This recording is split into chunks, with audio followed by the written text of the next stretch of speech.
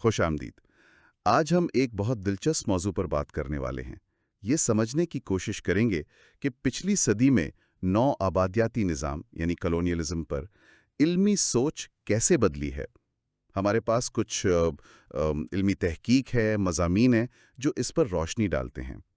تو آج کا جو مقصد ہے ہمارا وہ یہ جاننا ہے کہ 1951 میں ایک فرانسیسی مفکر تھے جارج بالندیئر۔ انہوں نے ایک تصور دیا تھا نو آبادیاتی صورتحال کا، لا سچویشن کولونیال، یعنی نو آبادیاتی نظام کو ایک مکمل نظام کے طور پر سمجھنے کی کوشش۔ لیکن پھر کئی دہائیوں تک یہ تصور جیسے غائبی ہو گیا، نظر انداز کر دیا گیا، اور پھر اچانک 80 اور 90 کی دہائیوں میں یہ پھر سے اہم ہو گیا۔ تو یہ کیسے ہوا؟ آئیے اس فکری تاریخ کا جائزہ لیتے ہیں۔ بالکل۔ دیکھیں، بالندیر کا جو 1951 کا مضمون تھا نا، وہ ایک طرح کی پکار ہی تھی۔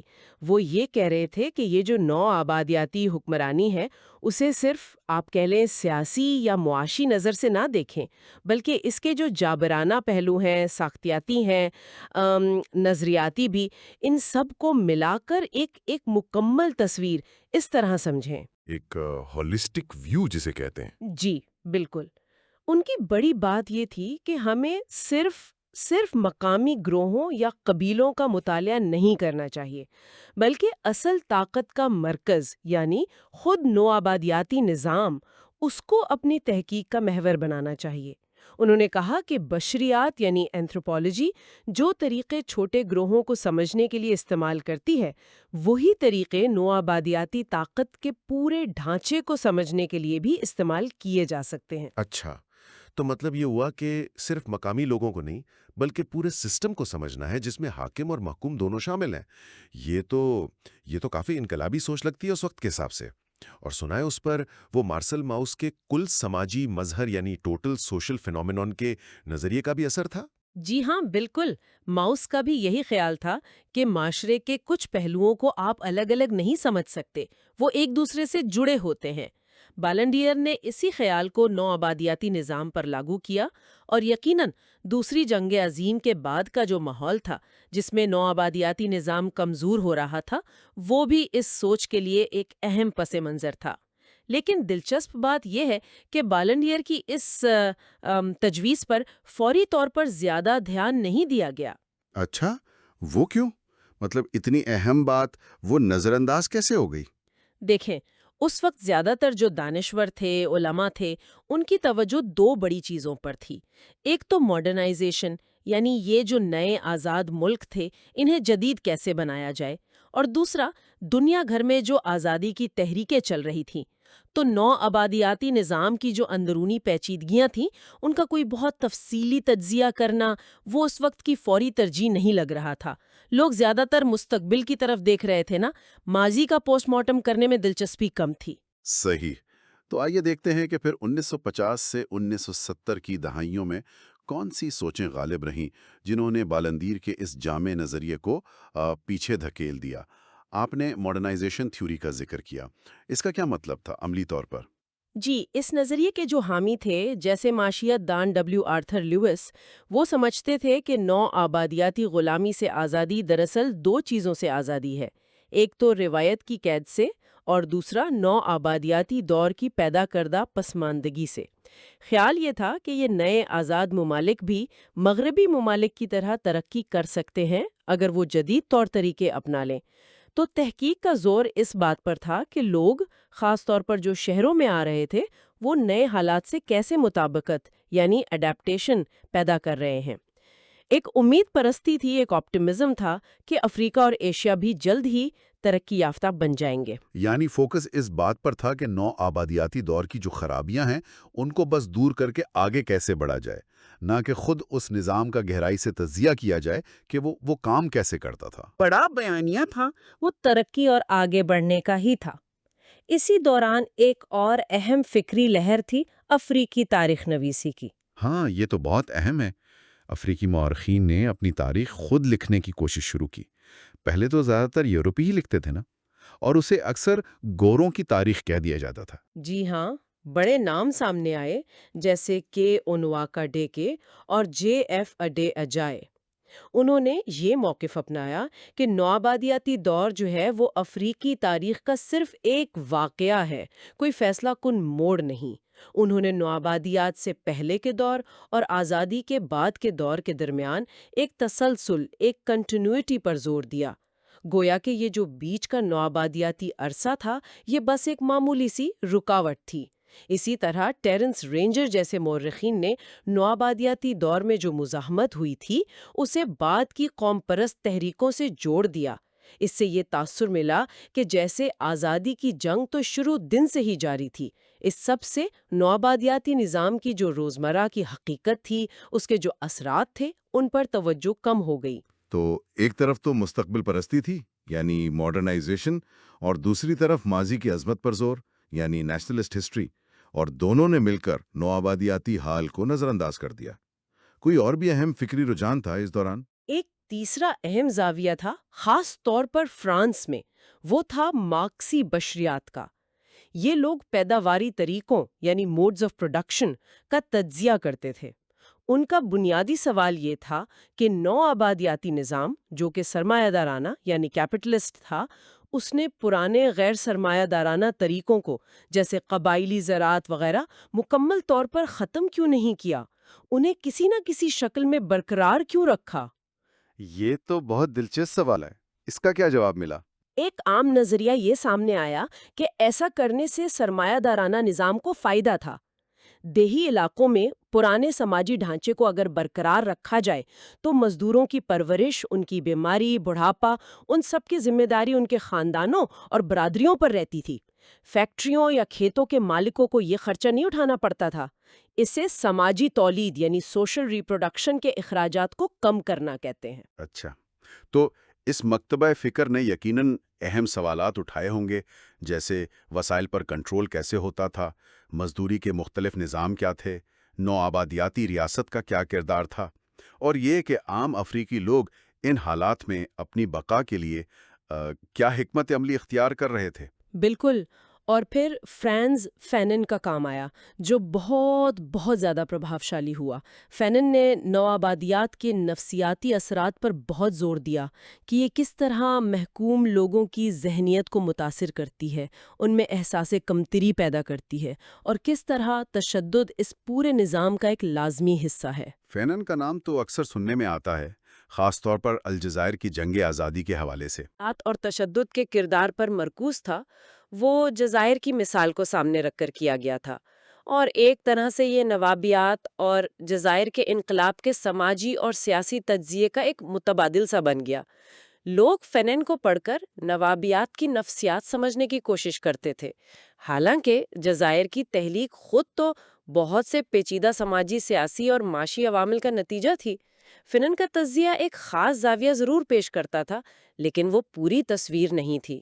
تو خلاصہ یہ ہوا کہ 1950 سے 70 کی دہائیوں تک یہ جو مختلف علمی موڑ آئے، ماڈرنائزیشن، قوم پرست تاریخ، مارکسی تجزیہ، نفسیاتی مطالعہ، ان سب نے مل کر بلندیر کے اس خیال سے توجہ ہٹا دی کہ نوآبادیاتی صورتحال کو ایک مکمل نظام کے طور پر سمجھا جائے۔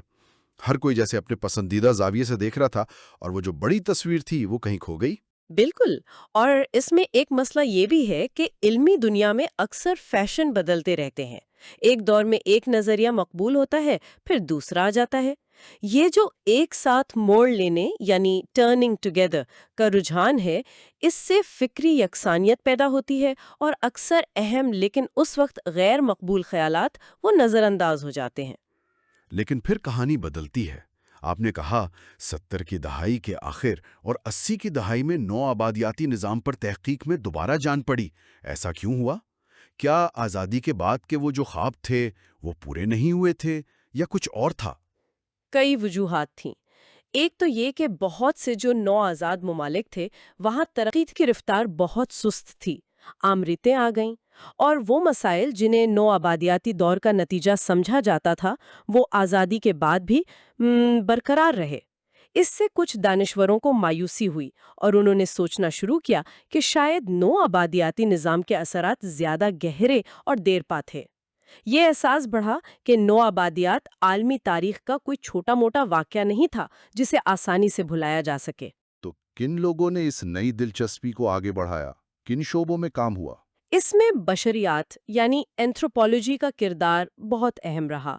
1973 में तलाल असद की एक किताब आई, anthropology and the colonial encounter. ये एक संगे मील समझी जाती है। असद ने इस बात पर तवज्जो दिलाई कि बशरियात का नौआबादियात से ताल्लुक बड़ा पेचीदा और मुबहम रहा है।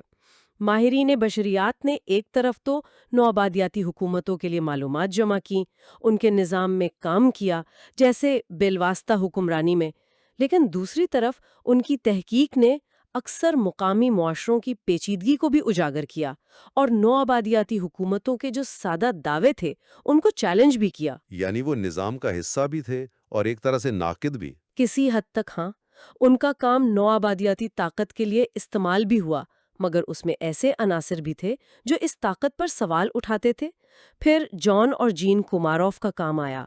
उन्होंने जनूबी अफ्रीका में स्वाना लोगों के दरमियान ईसाई मिशनरियों पर बहुत तफसीली तहकीक की। मिशनरियों पर तहकीक ये नौबादियाती निज़ाम से कैसे जुड़ता है? कुमारोव ने ये दिखाया कि मिशनरी सिर्फ मजहब नहीं फैला रहे थे, वो नादानिस्ता तौर पर मगरबी सकाफत, इक़दार और यहाँ तक कि रोज़मर्रा ज़िंदगी के तौर तरीके जैसे लिबास पहनना, घर कैसे बनाना है, वक्त का तसव्वुर क्या है, ये सब भी मुतारिफ करवा रहे थे। उन्होंने इसे ज़हन की नौआबादियात कहा, ए कॉलोनाइजेशन ऑफ द माइंड। जहन की नौआबादियात यानी सोच पर कब्जा। बिल्कुल। उनकी तहकीक ने ये वाज़े किया कि ताकत सिर्फ हुकूमत और फौज के जरिए नहीं चलती, बल्कि वो सकाफत और रोज़मर्रा की ज़िंदगी में छोटी छोटी चीज़ों के जरिए भी सिरायत करती है और लोगों की सोच को बदलती है। ये तो बहुत गहरी बात है। मतलब नौआबादियात सिर्फ बाहर से मुसल्लत नहीं होती, वो अंदर तक उतर जाती है। क्या इस दौर में किसी और बड़े मुफक्किर का असर था? जी हाँ, फ्रांसीसी फ़लसफ़ी मिशेल फोको के नज़रियात का बहुत गहरा असर हुआ। फोको का काम ताकत, इल्म और समाजी कंट्रोल के ताल्लुक पर था ना, तो मुहक्किकीन ने फोको के ख़यालात, ख़ास तौर पर हुकूमतियत यानी गवर्नमेंटैलिटी का जो तसव्वुर है, उसे नौआबादियाती निज़ाम पर लागू करना शुरू किया। हुकूमतियत का मतलब है वो तरीक़े जिनसे रियासतें अपनी आबादी को जानने, मुनज़्ज़म करने और काबू में रखने की कोशिश करती हैं। अच्छा, जैसे मर्दमशुमारी करवाना, लोगों को मुख्तलिफ नस्लों या कबीलों में बांट देना। स्कूल खोले, ये सब आबादी को कंट्रोल करने और अपने मकासद के लिए इस्तेमाल करने के तरीक़े थे। एक बहस ये भी चली कि नौआबादियात में ताकत कैसे काम करती थी। क्या ये फोको के कहने के मुताबिक शहरी यानी बारीक रगों की तरह मुआशरे में हर जगह फैली हुई थी, या ज्यादातर मरकजी हुकूमत के जरिए यानी शरियानी थी? ये भी एक दिलचस्प नुक्ता है कि दूसरी जंग अजीम के बाद नौआबादियाती हुकूमतें मजदूर तबके के बारे में ज़्यादा फिक्रमंद हो गईं। पहले उन्हें शायद ज़्यादा परवाह नहीं थी, लेकिन बाद में वो सही किस्म का मजदूर पैदा करने, उन्हें सेहतमंद रखने, उनकी ज़िंदगियों को मुनज़्ज़म करने के मंसूबे बनाने लगें। ये भी शायद हुकूमतियत की ही एक मिसाल है। यकीनन। इसी दौरान हिंदुस्तान में एक बहुत अहम ग्रुप सामने आया जिसे सबाल्टर्न स्टडीज कहा जाता है। रंजीत गुहा जैसे मौरिखीन इसके बानियों में से थे। ये लोग फोको और इतालवी मुफक्किर ग्रामची से बहुत मुतासर थे। सबाल्टर्न स्टडीज़, सबाल्टर्न का क्या मतलब है यहाँ? सबाल्टर्न का मतलब है वो लोग जो माशरे के हाशिए पर हैं, जिनकी आवाज़ अमूमन सुनी नहीं जाती, जैसे गरीब किसान, मजदूर, औरतें, निचली ज़ात के लोग। सबाल्टर्न मौरिखीन ने कहा कि हिंदुस्तान की तारीख अब तक सिर्फ अमीरों, कौम परस्त रहनुमाओं या फिर अंग्रेज़ों के नुक्ते नज़र से लिखी गई है। हमें तारीख को नीचे से देखना चाहिए, उन दबे हुए लोगों की नज़र से। उन्होंने ये भी दिखाया कि नौआबादियाती हुकूमत ने इल्म को, जैसे तारीख, मर्दमशुमारी के रिकॉर्ड्स, कैसे अपने कंट्रोल को मजबूत करने के लिए इस्तेमाल किया। तो ये तो कौम परस्त तारीख नवीसी पर भी एक तरह की तनकीद हुई, जो ज़्यादातर बड़े रहनुमाओं की ही बात करती थी। बिल्कुल, उन्होंने कौम परस्त और मार्क्सी दोनों रिवायतों पर तनकीद की। गोहान ने एक तस्वुर पेश किया, गलबा बगैर बालादस्ती यानी डोमिनेशन विदाउट हेजेमनी। इसका मतलब था कि अंग्रेज़ों ने हिंदुस्तान पर गलबा तो हासिल कर लिया था ताकत के जोर पर, लेकिन वो लोगों के दिलो दिमाग नहीं जीत सके थे।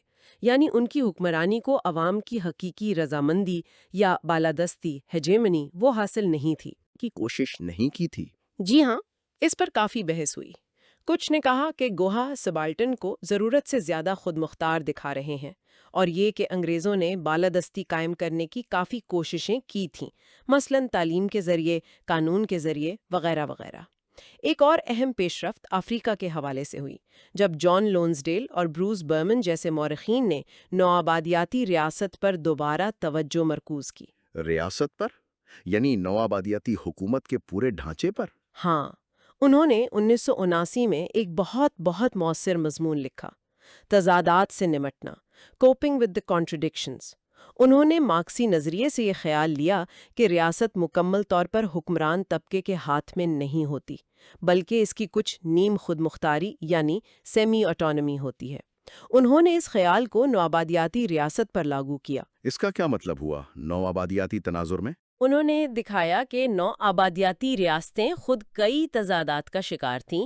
ایک طرف انہیں لندن میں بیٹھی سامراجی حکومت کی ہدایات ماننی ہوتی تھیں، دوسری طرف انہیں مقامی حالات، سرمایہ دار کمپنیوں کے دباؤ اور مقامی اشرافیہ کے ساتھ بھی نپٹنا پڑتا تھا۔ ریاست کو مختلف معاشی نظاموں جیسے بڑی کمپنیوں کی کاشتکاری اور چھوٹے کسانوں کی کھیتی ان کو ساتھ لے کر چلنا پڑتا تھا۔ اس نقطہ نظر نے نو آبادیاتی ریاست کی اندرونی ساخت، اس کی حکمت عملیوں اور اس کے فیصلوں کے جو نتائج تھے، ان کو سمجھنے کے نئے راستے کھولے۔ اچھا، تو یہ 80 اور 90 کی دہائیوں میں نو آبادیاتی مطالعات کا ایک بڑا احیاء تھا، جس میں بشریات، فوکو، سبالٹن سٹڈیز اور ریاستی نظریات سب کا حصہ تھا۔ لیکن یہاں یہ واقعی دلچسپ ہو جاتا ہے۔ کیا اس نئے دور کی تحقیق میں بھی کچھ مسائل تھے؟ جی ہاں، مسائل تھے۔ ایک بڑا مسئلہ یہ سامنے آیا کہ اس نئی تحقیق میں خاص طور پر جسے بعد نوآبادیاتی نظریہ یعنی پوسٹ کولونیل تھیوری کہا جاتا ہے، نوآبادیات یعنی کولونیلزم کو بعض اوقات بہت ہی تجریدی، ایبسٹریکٹ اور عمومی جنیرک انداز میں پیش کیا جانے لگا۔ تجریدی سے کیا مراد ہے آپ کے؟ مطلب یہ کہ ہر قسم کے نوآبادیاتی تجربے برطانوی، فرانسیسی، پرتگالی وغیرہ اور مختلف علاقوں، افریقہ، ایشیا، لاطینی امریکہ، ان سب کے فرق کو جیسے نظر انداز کر دیا گیا اور نوآبادیات کو ایک یکساں مونولیتھک چیز کے طور پر دیکھا جانے لگا، اور اسے اکثر یورپی جدیدیت یعنی ماڈرنٹی کے ایک مخالف تصور کے طور پر پیش کیا گیا۔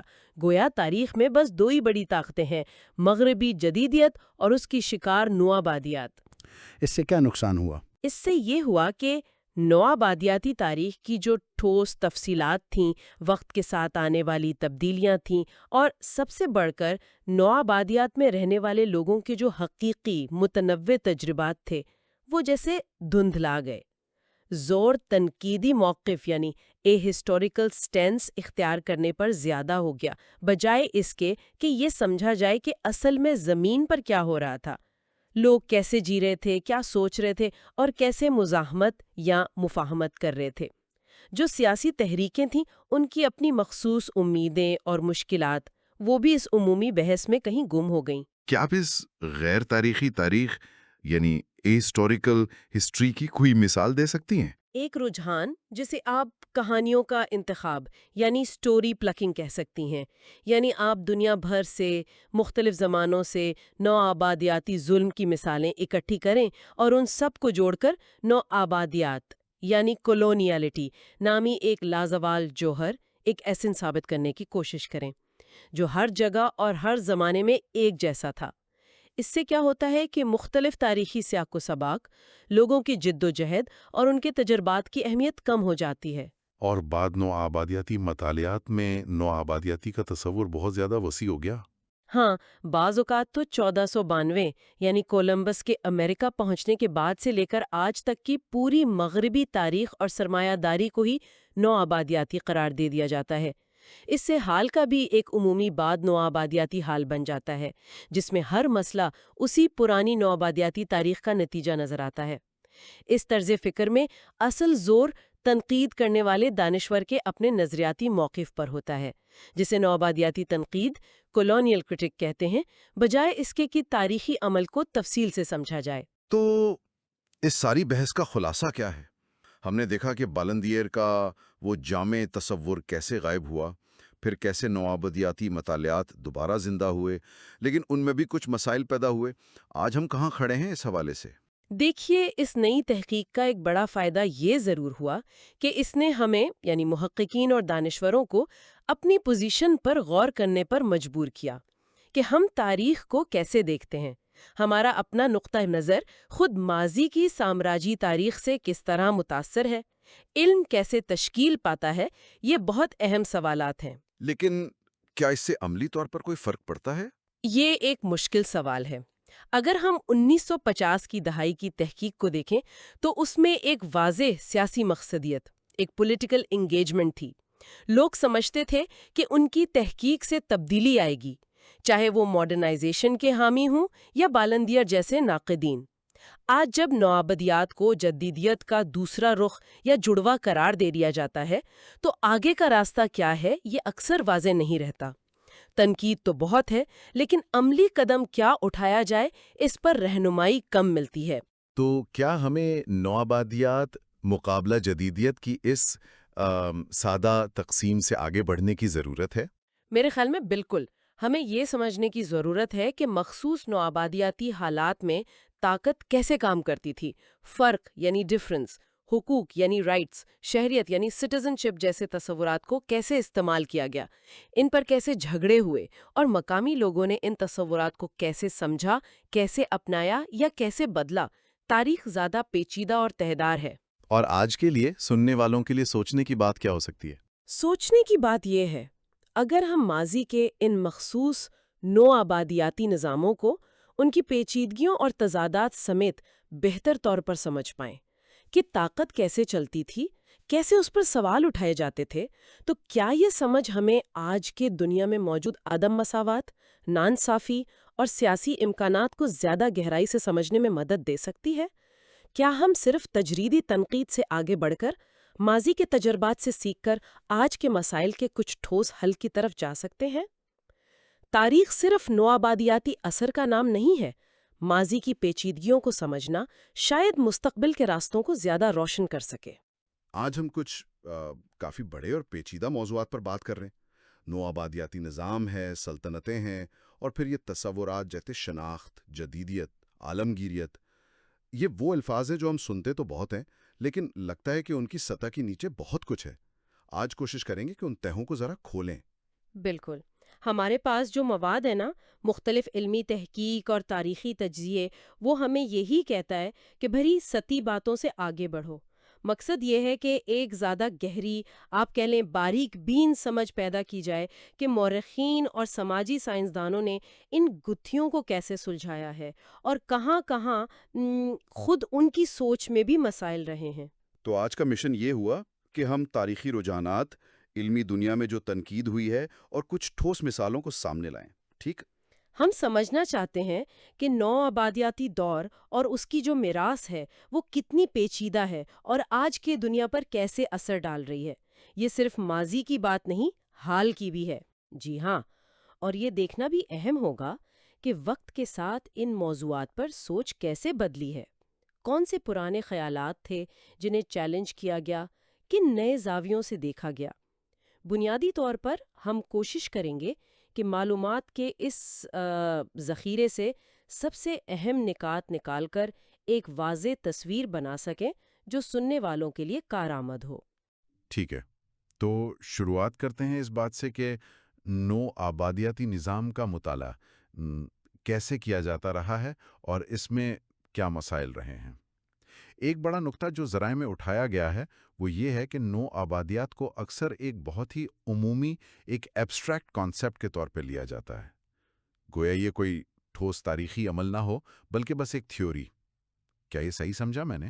بالکل درست۔ اور اس عمومی انداز کا مسئلہ پتہ ہے کیا ہے؟ یہ نوآبادیاتی تاریخ کی جو اصل تفصیلات ہیں نا، ان کو دھندلا دیتا ہے۔ مخصوص جگہیں، وقت اور سب سے بڑھ کر وہاں رہنے والے لوگوں کے حقیقی جیتے جاگتے تجربات وہ پس منظر میں چلے جاتے ہیں۔ ایک اور مسئلہ جس کی طرف ذرائع اشارہ کرتے ہیں وہ علمی دنیا میں آنے والے مختلف موڑ ہیں، ٹرنز جنہیں کہتے ہیں، جیسے ثقافتی موڑ یا لسانی موڑ۔ اب ان فیشنز نے محققین کو ایک خاص سمت میں تو دھکیلا اور شاید کچھ نئی چیزیں سامنے بھی لائیں، لیکن اس کی قیمت یہ ہوئی کہ دوسرے اہم شعبے جیسے نو آبادیات سے پہلے کی افریقی تاریخ وہ نظر انداز ہو گئے۔ یعنی تھیوری پر اتنی توجہ دی کہ اصل تاریخ ہی پیچھے رہ نہیں۔ اور پھر یہ جدیدیت، ماڈرنٹی اور روشن خیالی انلائٹنمنٹ جیسے بڑے تصورات، ان پر بحث بھی تو اکثر آپ نے کہا بلیک اینڈ وائٹ میں ہوتی ہے، یا تو مکمل رد یا مکمل قبولیت۔ جی ہاں، اور یہ بھی ایک بڑا مسئلہ ہے۔ ان تصورات کو ان کی تاریخی پیچیدگی، ان کے اندر جو تضادات ہیں، ان کے ساتھ سمجھنے کے بجائے انہیں جامد علامتوں کی طرح استعمال کیا جاتا ہے۔ یا تو وہ ساری برائیوں کی جڑ ہے یا تمام اچھائیوں کا سرچشمہ۔ حقیقت ہمیشہ زیادہ پیچیدہ ہوتی ہے۔ اس کے ساتھ ساتھ نوآبادیاتی مطالعات میں کچھ ایسے طریقے بھی عام ہو گئے ہیں جو اچھی تاریخ نویسی کے اصولوں کے آپ کہہ لیں خلاف ہیں۔ مثلاً کہانیوں کو ان کے اصل سیاق و سباق سے نکال کر اپنی دلیل کے لیے استعمال کرنا، جسے سٹوری پلکنگ کہا گیا ہے۔ اچھا، یعنی چیری پکنگ قسم کی چیز۔ بالکل بالکل، یا پھر ماضی کے کسی واقعے کا حال پر سیدھا سیدھا اثر فرض کر لینا، بغیر یہ دیکھے کہ یہ اثر کن پیچیدہ راستوں اور عوامل سے گزر کر آیا ہے۔ اسے لیپ فراگنگ لیگیسیز کہا گیا ہے۔ ایک اور مسئلہ ہے حال کے نظریات اور خدشات کو ماضی پر تھوپنا، یعنی ڈوئنگ ہسٹری بیکورڈ۔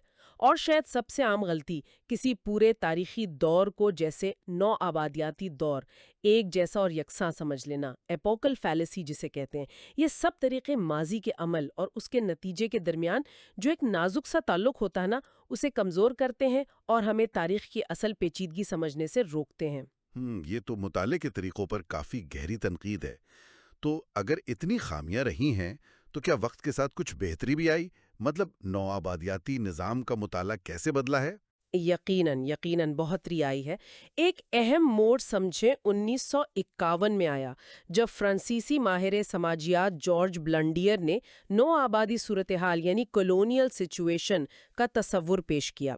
ان کا بنیادی نقطہ یہ تھا کہ نو آبادیاتی نظام کو صرف سیاسی یا معاشی جبر کے طور پر مت دیکھو، بلکہ اس کے تمام پہلوؤں، طاقت کا استعمال، سماجی ساختوں پر اثرات، نظریاتی جواز، ان سب کا ایک جامع، ایک ہولسٹک تجزیہ کرو۔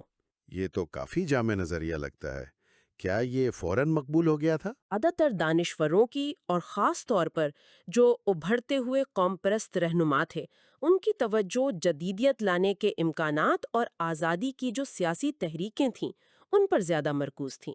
موضوعات زیادہ تر تھے جدیدیت، شہری زندگی سے مطابقت، قوم پرستی اور خاص طور پر افریقیوں کا اپنا کردار، جسے افریقن انیشیٹو کہتے ہیں۔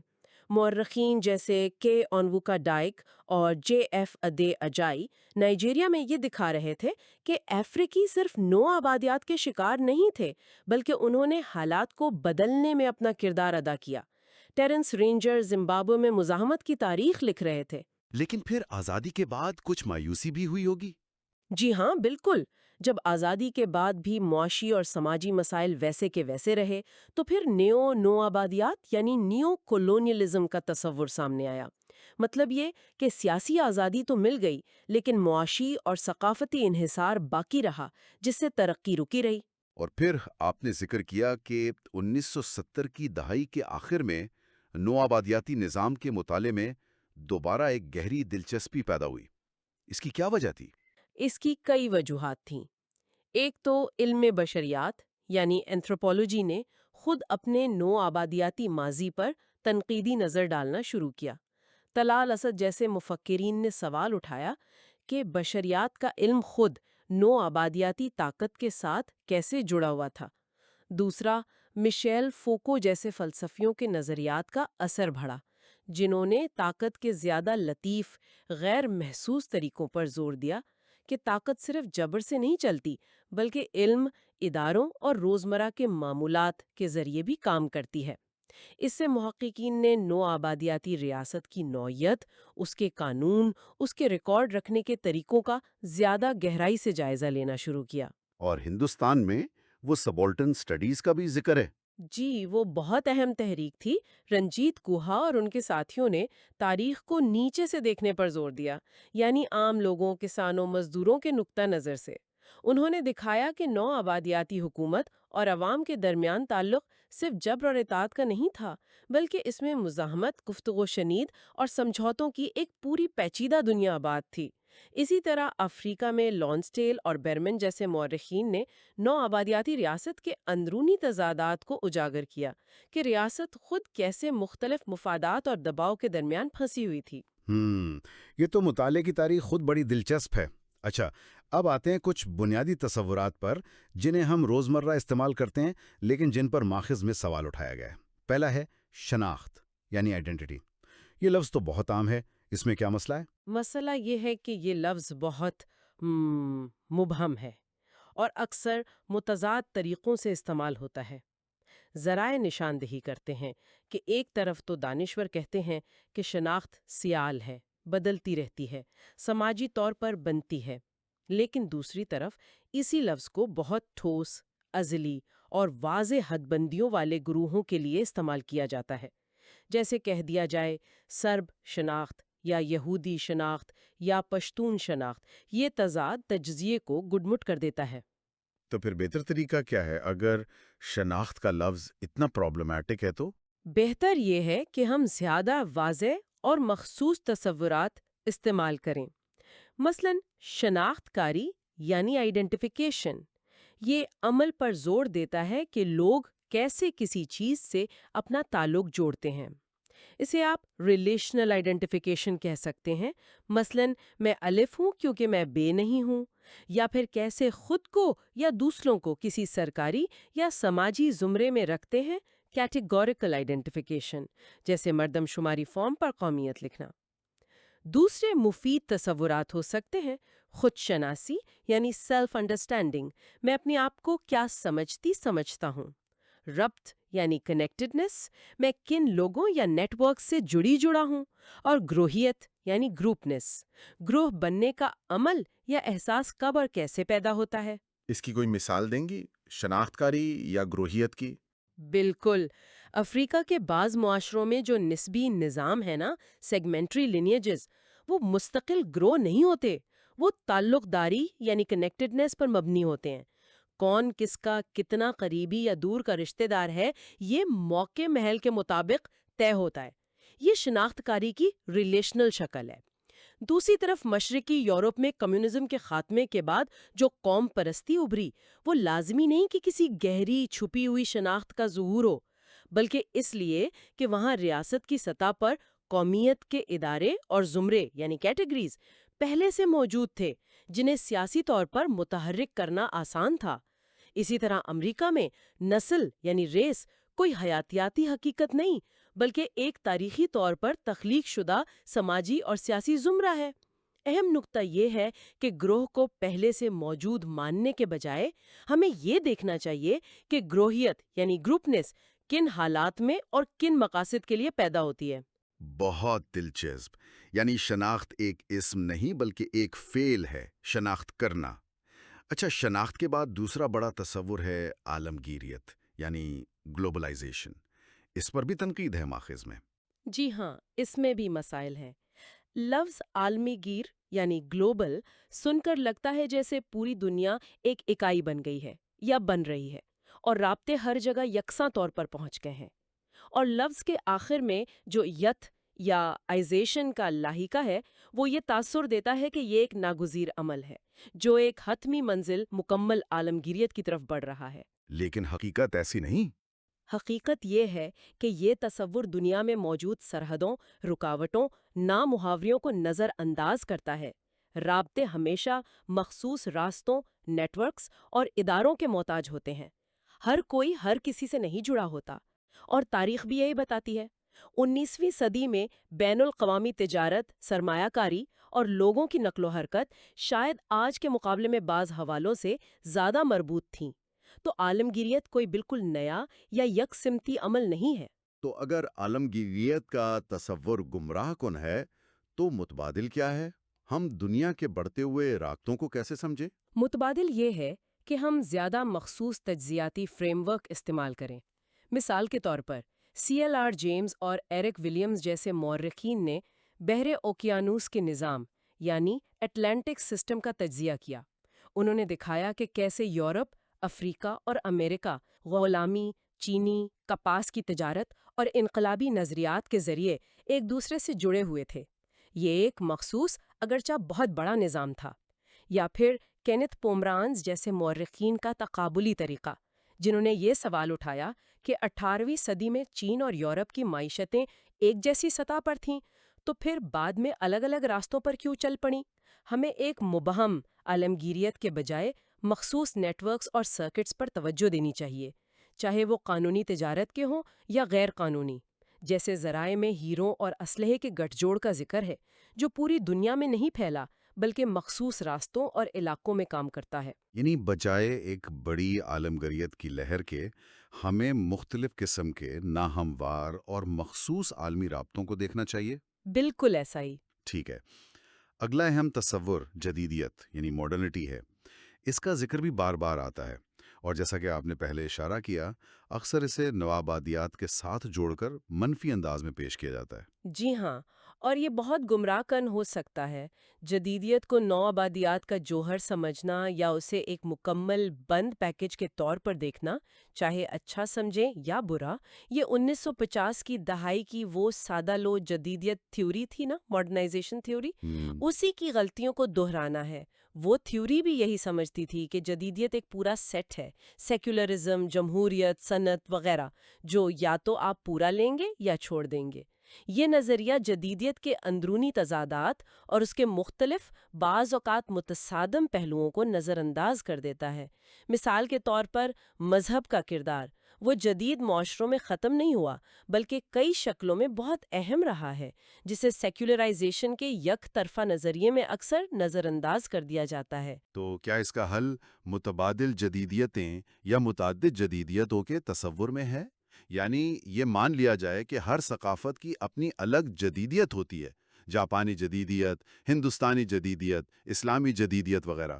یہ تصور اصل مغربی مرکزیت پر مبنی جدیدیت کے تصور پر جو تنقید ہوئی، اس کا جواب دینے کی کوشش تو ہے، لیکن اس میں بھی مسائل ہیں۔ ایک تو یہ کہ اگر ہر چیز ہی جدیدیت ہے تو پھر جدیدیت کا تصور ہی بے معنی ہو جاتا ہے۔ دوسرا، یہ بھی ہو سکتا ہے کہ یہ غیر مغربی معاشروں کو متبادل کہہ کر پھر بھی مغرب کو ہی اصل معیار مان لے۔ ایک اور خطرہ یہ ہے کہ یہ تصور قومی تفاخر یا شوونزم کو فروغ دے سکتا ہے، جیسا کہ بعض اوقات جاپانی جدیدیت کے تصور کے ساتھ ہوا، جہاں اسے جاپانی ثقافت کی برتری کے ثبوت کے طور پر پیش کیا گیا۔ تو پھر جدیدیت کو سمجھنے کا بہتر، زیادہ محتاط طریقہ کیا ہو سکتا ہے؟ بجائے جدیدیت کو ایک ٹھوس چیز سمجھنے کے، ہمیں جدیدیت کے بارے میں کیے جانے والے دعووں، بحثوں اور بیانیوں یعنی ڈسکورسز کا ان کے مخصوص تاریخی اور سماجی سیاق و سباق میں تجزیہ کرنے کی ضرورت ہے۔ کون جدید ہونے کا دعویٰ کر رہا ہے، کس کے خلاف، کن مقاصد کے لیے؟ مثال کے طور پر ایکسل کبو کی افریقہ میں اصالت یعنی اوتھینٹسٹی کے رومانوی تصور پر تنقید کہ یہ کس طرح ترقی کی راہ میں رکاوٹ بن سکتا ہے، یا دوسری جنگ عظیم کے بعد نو آبادیاتی طاقتوں کے اپنے نو آبادیاتی علاقوں میں ترقی اور جدیدیت لانے کے منصوبے، وہ کیا دعوے کر رہے تھے، ان دعووں کو مقامی لوگوں نے کیسے قبول کیا یا چیلنج کیا۔ جب انفرادی حقوق بمقابلہ کمیونٹی کی اقدار جیسے عملی سیاسی مخمصے سامنے آئیں تو انہیں سخت نظریاتی خانوں، جدید مقابلہ روایتی، میں بانٹنے کے بجائے ہمیں عملی بحث اور اس بات پر توجہ مرکوز کرنی چاہیے کہ اصل میں داؤ پر کیا لگا ہے۔ ہمیں عالمگیر اصولوں اور مقامی خصوصیات کے درمیان ایک عملی توازن تلاش کرنا ہوگا۔ یہ تجزیے کا ایک بہت مختلف زاویہ ہے۔ اچھا، اب آتے ہیں سلطنتوں یعنی ایمپائرز کی طرف۔ ذرائع میں ان کی تاریخ اور اہمیت پر بھی کافی زور دیا گیا ہے۔ آج کل ہم زیادہ تر قوم ریاست، نیشن سٹیٹ کی بات کرتے ہیں، تو کیا ہم سلطنتوں کی اہمیت کو بھول گئے ہیں؟ بالکل ایسا ہی ہے۔ قوم ریاست کا دور تو تاریخی اعتبار سے دیکھیں تو نسبتاً نیا ہے، پچھلے 200-300 سال کی بات ہے۔ اس سے پہلے ہزاروں سال تک سلطنتیں ہی سیاسی تنظیم کی سب سے عام اور غالب شکل تھیں۔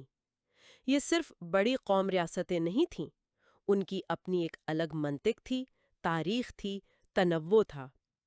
تمام سلطنتوں میں، چاہے وہ قدیم روم ہو یا 20ویں صدی کی برطانوی سلطنت، ایک بنیادی کشمکش ہمیشہ نظر آتی ہے: شمولیت، انکارپوریشن اور تفریق، ڈفرینسیشن کے درمیان. یعنی سلطنت کس کو اپنا حصہ بنائے گی اور کس بنیاد پر اپنی رعایا کے درمیان فرق رکھے گی، شہری کون ہوگا، رعایا کون، غلام کون. اس تنوع اور کشمکش کی کچھ مثالیں دیں گی؟ جی، تاریخ بھری پڑی ہے. رومی سلطنت نے وسیع علاقوں کو شامل کیا اور کچھ کو شہریت بھی دی، لیکن ثقافتی اور قانونی فرق بھی برقرار رکھے. منگول سلطنتیں جو خانہ بدوش جنگجوؤں نے قائم کیں، انہوں نے زراعت پیشہ معاشروں پر حکومت کی اور اسلام کے ساتھ ایک پیچیدہ رشتہ استوار کیا. سلطنت عثمانیہ نے مشہور ملک نظام کے تحت مختلف مذہبی گروہوں کو اندرونی خود مختاری دی، لیکن ایک مرکزی انتظامیہ بھی قائم رکھی. چینی سلطنت میں ریاستی بیوروکریسی اور ریکارڈ رکھنے کے طریقے بہت پہلے سے ترقی یافتہ تھے. یورپی سمندر پار سلطنتوں کا دعویٰ تو عالمی تھا، لیکن ان کی حقیقی طاقت اور کنٹرول اکثر بہت محدود اور ساحلی علاقوں تک ہوتا تھا. نیپولین کی سلطنت نے فرانسیسی انقلاب کے نظریات اور پرانے شاہی نظام کی روایات کو ملانے کی ایک عجیب کوشش کی. اور فرانسیسی اور برطانوی سلطنتیں جن کا ہم زیادہ ذکر سنتے ہیں؟ ان میں بھی فرق تھے. فرانسیسی سلطنت میں نظریاتی طور پر تو تہذیب یافتہ افریقیوں کو فرانسیسی شہری بنانے کا امکان تھا، لیکن عملی طور پر شہری اور رعایا کی تقسیم بہت واضح تھی.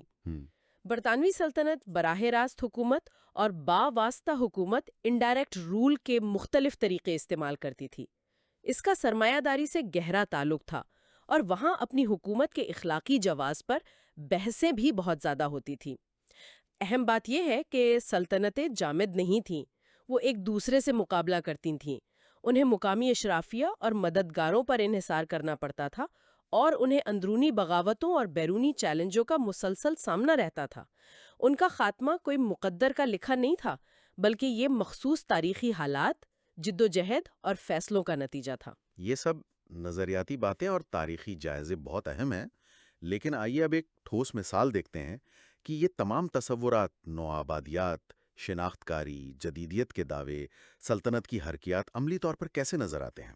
ماخذ میں فرانسیسی مغربی افریقہ کی مزدور تحریکوں کا بہت تفصیلی اور دلچسپ ذکر ہے. جی ہاں، یہ ایک بہترین کیس سٹڈی ہے. یہ دکھاتی ہے کہ کس طرح نو آبادیاتی رعایا نے خود سامراجی طاقت کے پیش کردہ نظریات جیسے فرانسیسی انقلاب کے نعرے، آزادی، برابری، بھائی چارہ اور شہریت کا تصور کو استعمال کر کے اپنے حقوق کا مطالبہ کیا. خاص طور پر دوسری جنگ عظیم کے بعد جب فرانس کمزور ہوا اور اس نے اپنی کالونیوں سے وفاداری کا مطالبہ کیا تو مزدور تحریکیں بہت اہم ہو گئیں. وہ نو آبادیاتی معیشت کے لیے بالکل کلیدی حیثیت رکھتی تھیں، بندرگاہیں، ریلوے، سرکاری دفاتر، اور انہیں مفلوج کر سکتی تھیں. اور وہ فرانس کے جدیدیت لانے کے دعووں کو بھی چیلنج کر رہی تھیں. بالکل، وہ کہہ رہی تھیں کہ اگر آپ ہمیں جدید بنا رہے ہیں، ہمیں فرانسیسی شہری مانتے ہیں، تو پھر ہمارے ساتھ برابری کا سلوک کیوں نہیں کرتے؟ تنخواہوں اور میراث میں فرق کیوں ہے؟ 1946 کی ڈاکار کی عام ہڑتال اسی نکتے پر تھی. بنیادی مطالبہ تھا اے ٹھاوائے ایگال سیلیر ایگال، یعنی برابر کام کے لیے برابر تنخواہ، اور تمام سرکاری ملازمین کے لیے، چاہے وہ افریقی ہوں یا یورپی، مقامی ہوں یا باہر سے آئے ہوئے، ایک ہی قسم کی مراعات. یونین رہنماؤں نے دلیل دی کہ افریقی معیار زندگی جیسی کوئی چیز نہیں ہوتی، انسانوں کا معیار زندگی ایک ہی ہوتا ہے. اور پھر لیبر کوڈ کے لیے بھی لمبی جدوجہد ہوئی. جی، 1946 سے 1952 تک یہ ایک طویل اور پیچیدہ لڑائی تھی، جس میں پیرس میں موجود افریقی سیاسی نمائندوں جو فرانسیسی پارلیمنٹ کے رکن تھے اور مغربی افریقہ میں موجود کارکنوں کے درمیان زبردست رابطہ اور ہم آہنگی تھی. سینیگال کے مشہور رہنما اور شاعر لیوپولڈ سینگور نے اسی دوران برابری کی پرسراریت یعنی مسٹیک آف ایکوالٹی کا ذکر کیا. مطلب برابری کا تصور ایک ایسی طاقتور اخلاقی اور سیاسی قوت بن چکا تھا جسے نظر انداز کرنا مشکل تھا. اور 1947-48 کی مشہور ریلوے ہڑتال کا کیا ذکر ہے؟ وہ ہڑتال 5 ماہ سے زیادہ جاری رہی، جس نے پورے خطے کی معیشت کو ہلا کر رکھ دیا تھا.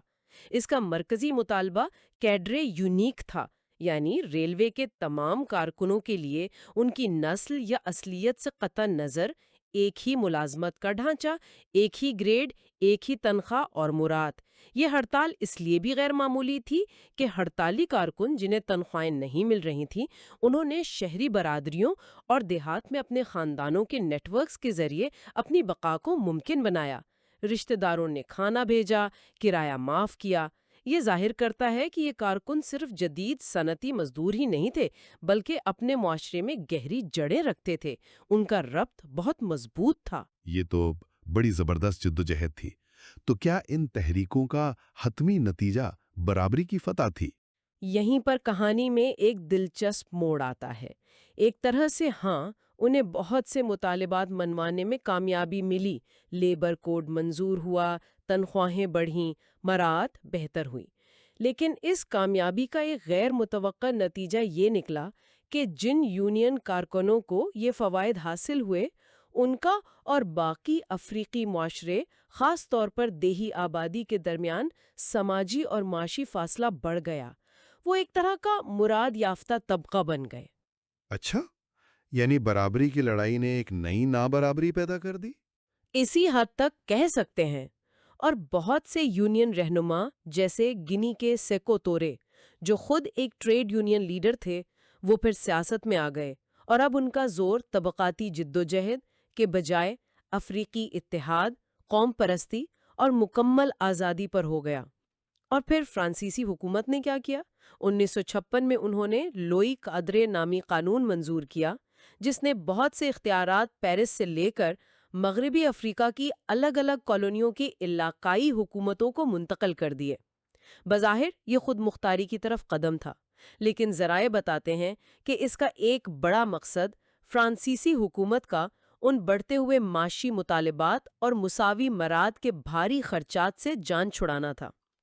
فرانسیسی حکومت کو احساس ہو گیا تھا کہ وہ برابری کی بنیاد پر ایک وسیع سلطنت چلانے کا خرچہ برداشت نہیں کر سکتی۔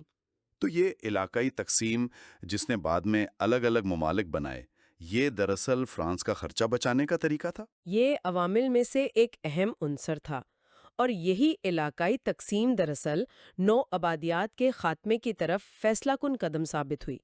اب لڑائی پیرس سے نہیں بلکہ علاقائی دارالحکومتوں میں ہونی تھی۔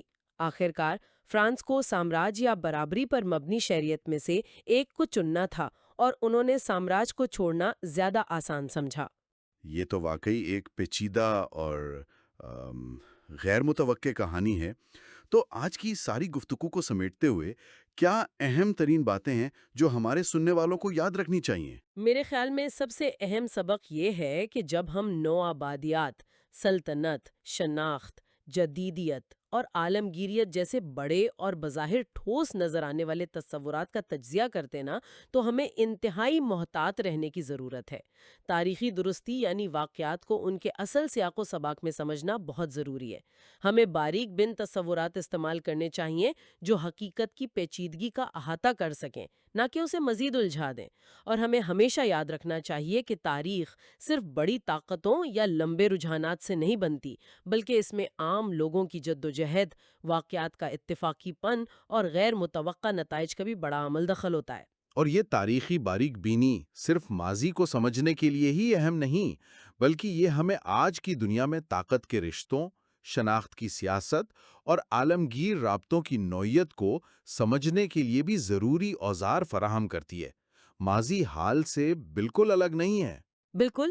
اور شاید ایک آخری سوچ جس پر غور کیا جا سکتا ہے، اگر ہم یہ سمجھ لیں کہ ماضی کے سامراجی ڈھانچے اور ان میں بننے والی شناختیں کس طرح سماجی طور پر تعمیر شدہ تھیں، ان پر ہمیشہ جھگڑا رہتا تھا اور وہ اکثر مصنوعی بھی تھیں، تو یہ سمجھ ہمیں آج خود مختاری، شہریوں کے حقوق اور عالمی رابطوں کے بارے میں کیے جانے والے بلند بانگ دعووں کو زیادہ تنقیدی نظر سے پرکھنے میں کیسے مدد دے سکتی ہے۔ خاص طور پر کیا یہ ہمیں سادہ لو سامراج مخالف یا حامی، یا عالمگیریت مخالف یا حامی موقف سے آگے بڑھ کر زیادہ گہری اور بامانی بحث کی طرف نہیں لے جا سکتی؟